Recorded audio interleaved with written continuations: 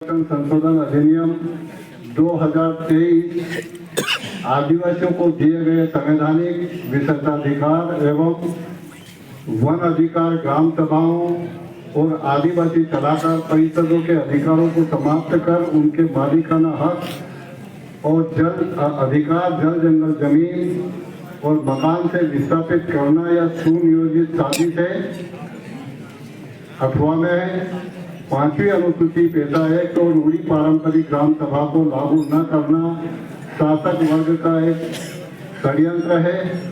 गंभीर चर्चा। आजादी के 78 साल बाद भी ओबीसी की अन्य पिछड़ा वर्ग की जाति आधारित जनगणना कराना क्यों चुनौती बना हुआ है, एक गंभीर चर्चा। और तीसरा विषय है राष्ट्रव्यापी जन आंदोलन निर्माण किए बगैर अनुसूचित जाति, जनजाति, पिछड़ा वर्ग और धर्म परिवर्तित अल्पसंख्यक वर्ग की किसी भी समस्या का समाधान संभव नहीं है। साथियों, आज का ये जो आयोजन रखा है, ये आयोजन हमारे सभी मूल निवासी समाज को जानकारी देने के लिए रखा गया है।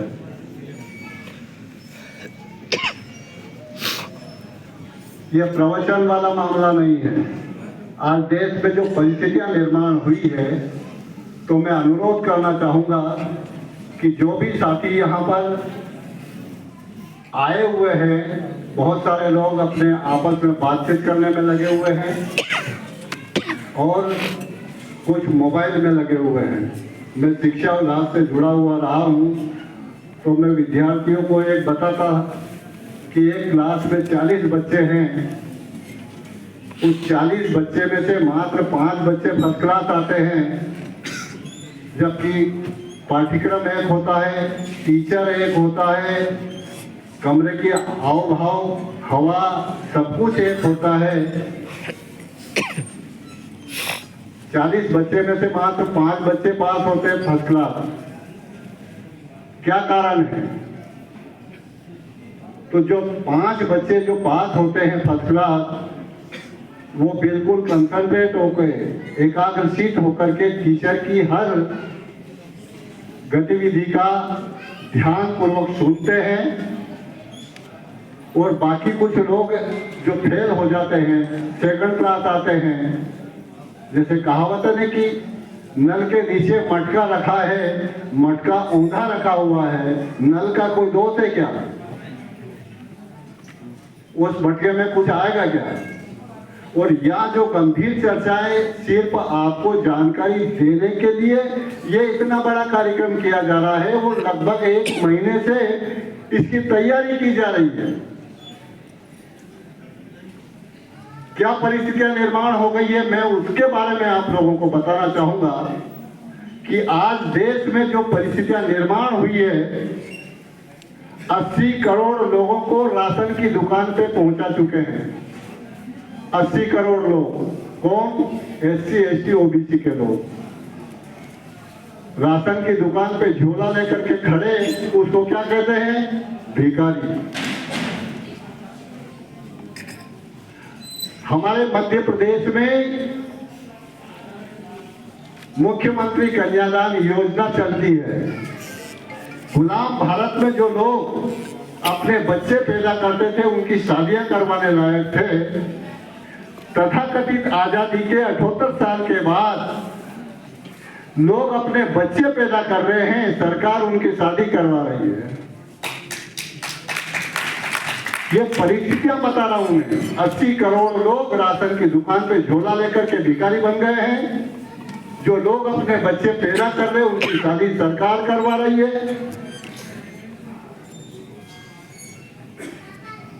पढ़े लिखे अधिकारी कर्मचारी, पढ़े लिखे अधिकारी कर्मचारी, वो कर्मचारी पढ़ा लिखा है, साधन संपन्न है, नियम और संविधान के जानकार लोग हैं, जिनके आजाद और आकाश नाम के कर्मचारी संगठन हैं। ऐसे पढ़े लिखे लोगों का मिला हुआ अधिकार 2016 में पदोन्नति में आरक्षण 2016 में छीन चुका। 8 साल हो गए हैं, स्वयं का अधिकार नहीं बचा पाए वो, जिसकी बदौलत वो सर्विस में आए। पदोन्नति में आरक्षण उसी को मिलता है, किसी भेड़ बकरी चराने वाले को पदोन्नति होती है क्या? कि ग्रेजुएट है, पोस्ट ग्रेजुएट है, बेरोजगार है, ऐसे बेरोजगार को पदोन्नति मिलती है क्या? जो ऑलरेडी सर्विस में है और ऊंची पोस्ट के लिए वो क्वालिफाई कर रहा है, योग्यताधारी है, ऐसे लोगों का मिला हुआ अधिकार, साधन संपन्न लोग, प्रति माह 1 तारीख को वेतन जमा हो जाता है, जिनके कर्मचारी संगठन है। आज या जितने युवा बेरोजगार बैठे हुए हैं, इनका कोई संगठन नहीं है, ये साधन संपन्न भी नहीं है, पढ़े लिखे हैं, उनके द्वारा निर्धारित किए गए पाठ्यक्रम की डिग्रियां हैं इनके पास। नहीं तो बाबा साहब अम्बेडकर ने कहा था, शिक्षा वो शेरनी का दूध है, जो पिएगा वो दहाड़ेगा। क्या डिग्रीधारी दहाड़ रहे क्या? वो शेरनी का दूध दिया ही नहीं उनको। आपने गुब्बारा देखा होगा, मेले में, हाट बाजार में अगर जाते हैं, एक गुब्बारा, वो गुब्बारा बेचने वाला रस्सी से बांध देता है और ऊपर रहता है वो, अगर वो रस्सी छोड़ दे तो वो ऊपर चला जाता है। वो हरा, पीला, लाल, सफेद, किसी भी रूप रंग का है,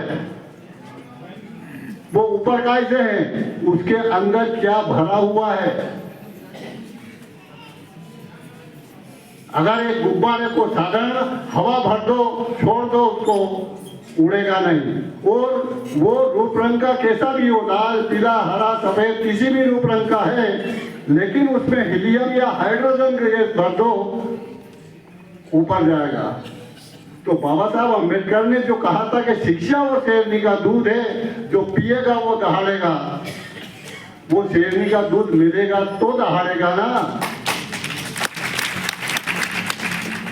आप बहुत सारे लोगों ने शिक्षा के बारे में, आप पढ़ना चाहिए, मैं शिक्षा विभाग से ही रहा हूं, क्या पढ़ना चाहिए वो बता रहे हैं, और आप ना पढ़े इसके लिए आप वो पूरा इंतजाम कर रहे हैं। पहली से 8वीं तक की, जैसे कहा यहाँ, आपके जो कर्मचारी अधिकारी है वो अपने बच्चों को कॉन्वेंट स्कूल में, प्राइवेट स्कूल में, अन्य जगह पढ़ा लेंगे, लेकिन हमारे 80% लोग जो अपने बच्चों को पढ़ाने के लिए आर्थिक रूप से सक्षम नहीं है, वो गवर्नमेंट स्कूल में भेजेंगे। अब गवर्नमेंट स्कूल में वो शेरनी का दूध नहीं दिया जा रहा है, वहां तो धक्कल पास बिना परीक्षा के।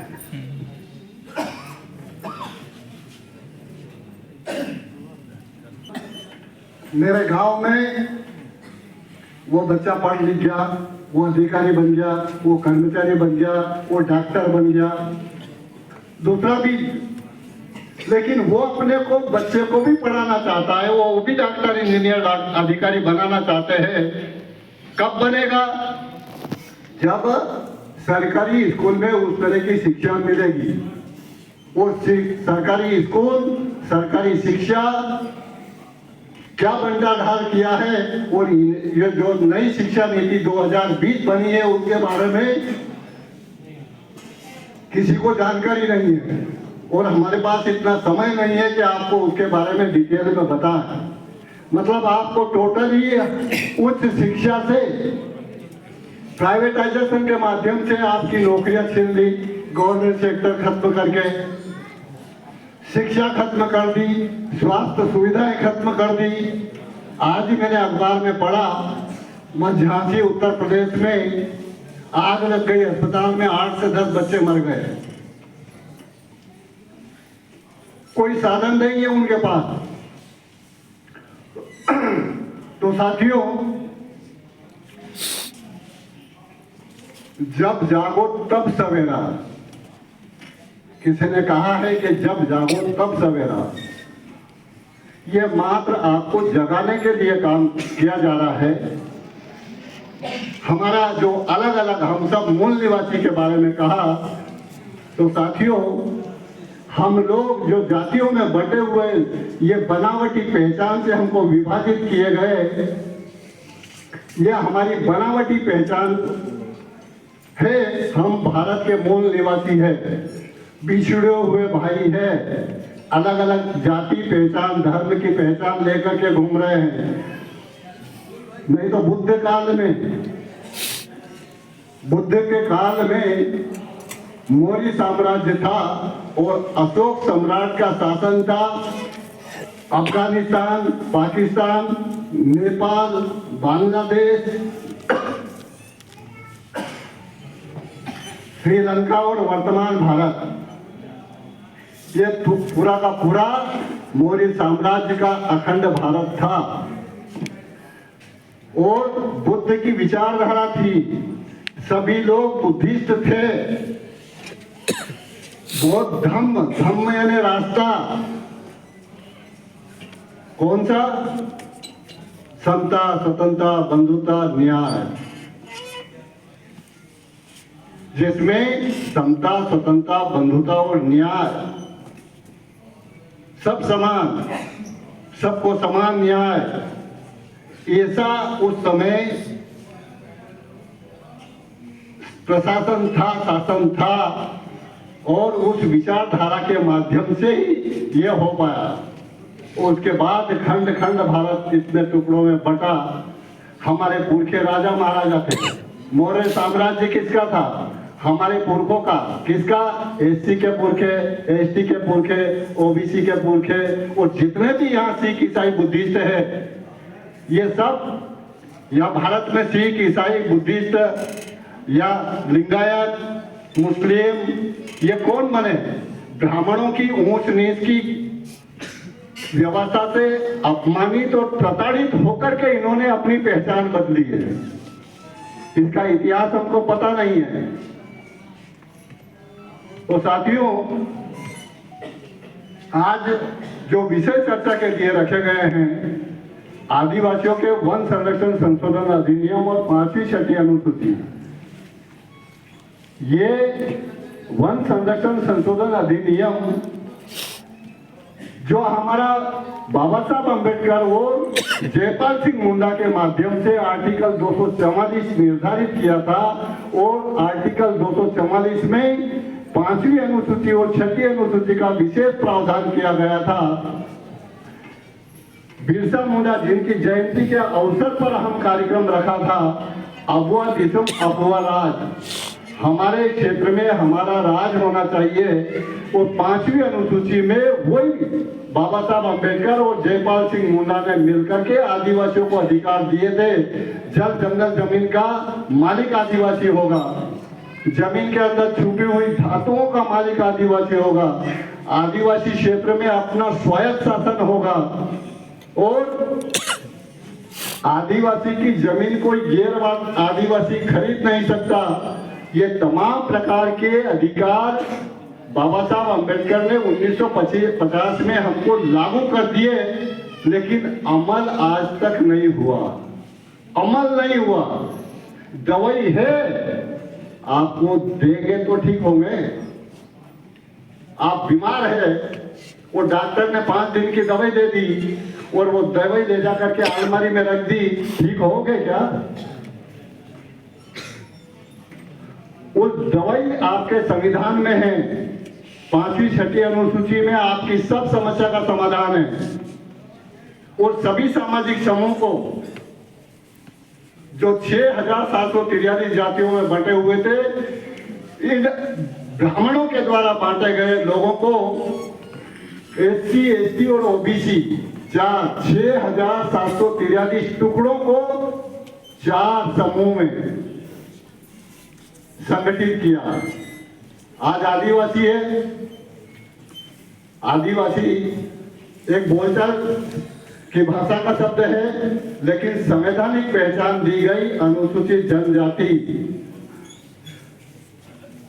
801 टुकड़े बटे हुए थे। 801 टुकड़ों की विभिन्न चीजें समान थी, इसलिए उनको एक पहचान दी। अनुसूचित जनजाति, शेड्यूल ट्राइब, मैं भील हूं, मध्य प्रदेश के पश्चिमी एरिया में रहने वाला हूं। मैं भील के नाम पर मुझे अधिकार नहीं मिले, अनुसूचित जनजाति के नाम पर अधिकार मिले हैं। इसी तरीके से 1703 टुकड़े थे अनुसूचित जाति के, 1703 टुकड़ों को इकट्ठा किया और एक पहचान दी अनुसूचित जाति। 3743 जातियों को पहचान दी ओबीसी, 3743, और बाकी अल्पसंख्यक। तो साथियों, ये हम सब लोग पिछड़े हुए लोग हैं। जिस तरीके से बाबा साहब अम्बेडकर ने 6743 टुकड़ों को 4 समूह में बना करके संगठित किया, ये वामसेप संगठन इन चारों समूह को मूल निवासी शब्द के माध्यम से एकजुट करके कि हम मूल निवासी समाज के लोग हैं। कोई जाति नहीं, कोई धर्म नहीं, कोई ऊंच नहीं, नीच नहीं, हम सब इंसान हैं। तो साथियों, ये मूल निवासी कॉन्सेप्ट पे और आप लोगों को आज जैसे वामसेप का 32 राज्यों में संगठन है और वामसेप के 89 सहायक संगठन है। राष्ट्रीय आदिवासी एकता परिषद आज 22 राज्यों में है, लेकिन ये वामसेप के का सहायक संगठन है। उसके दिशा निर्देशन और नियंत्रण में काम करता है, हर कोई किसी भी तरीके से मन मर्जी से नहीं। और एकमात्र देश का केडर बेस्ड संगठन है और एकमात्र ऐसा संगठन है जिसको एससी का, ओबीसी का, माइनॉरिटी का साथ और सहयोग मिलता है।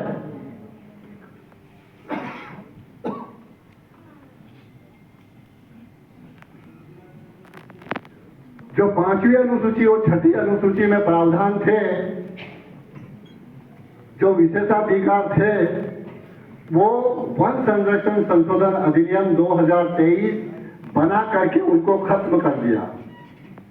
अब न ग्राम सभा की अनुमति की आवश्यकता है, ना ट्राइबल एडवाइजरी काउंसिल टीएससी की से पूछने की जरूरत है। नहीं तो पहले भारत सरकार या राज्य सरकार अगर आदिवासी एरिया में उद्योग डालना चाहती है, ग्राम सभा की अनुमति, बांध बनाना चाहती है, जमीन लेना है, तो ग्राम सभा और ट्राइबल एडवाइजरी काउंसिल की परमिशन लेना होगी।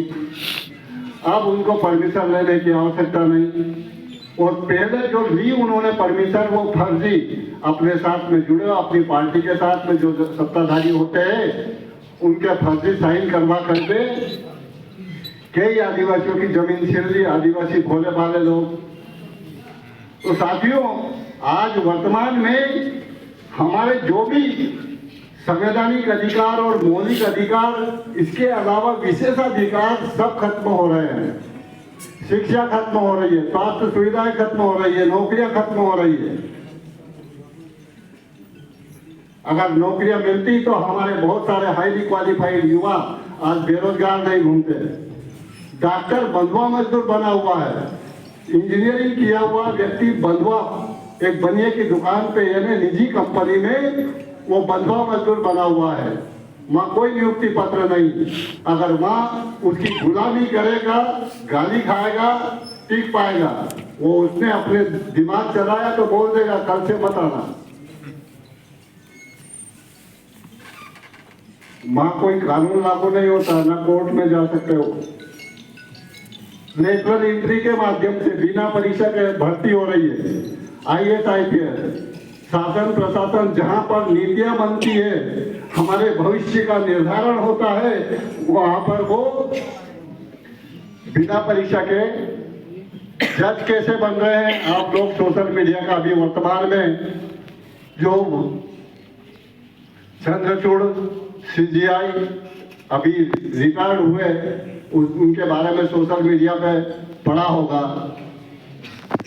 जज वहां बैठ रहे हैं, पार्टियां, हाईकमान, ये पार्टियां